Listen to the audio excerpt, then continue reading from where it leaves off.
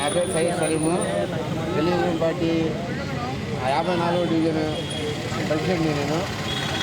గతంలో రాజశేఖర హయాంలో కూడా పొత్తుల్లో సీట్ పోయింది. అప్పుడు జగన్ గారు సిట్టింగ్ ఎమ్మెల్యే ఏంటి అయినా సరే అప్పుడు కాంగ్రెస్ పెద్దలు ఏమన్నారంటే ఇది మైనార్టీ సిట్టింగ్ ఎమ్మెల్యే కాబట్టి మీరు పొత్తులు అడుగుతున్నారు, అయినా సరే మీరు కమ్యూనిస్ట్ పార్టీ వాళ్ళని మీరు మైనార్టీలో ఎవరైనా ఉంటే అభ్యర్థులు లేదు మాకు మేము ఇస్తాం, లేని పక్షంలో జగన్ గారికి ఇవ్వాలని నిర్ణయం తీసుకున్నారు వాళ్ళందరూ.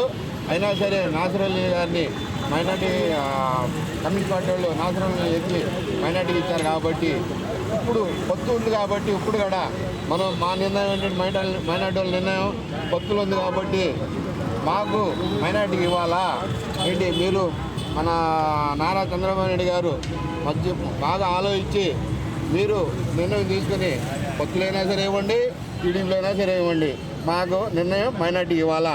ఎందుకంటే పార్లమెంట్ మైనార్టీలో 2,50,000 ఓట్లు ఉన్నాయి ఏంటి.